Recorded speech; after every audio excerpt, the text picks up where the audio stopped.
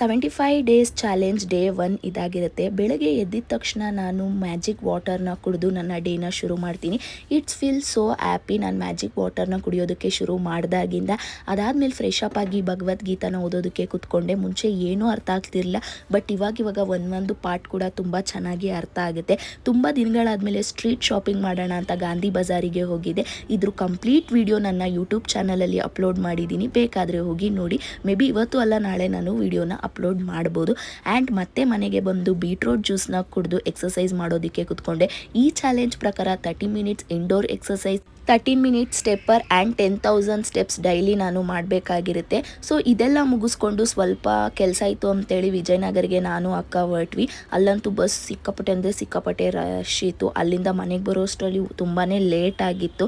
ಮನೆಗೆ ಬಂದು 10 pages atomic habit ಬುಕ್ನ ಓದಿದೆ. ಗ್ರ್ಯಾಟಿಟ್ಯೂಡ್ ಜಾರ್ನ ಬರೆದು ಇವತ್ತಿನ ದಿನನ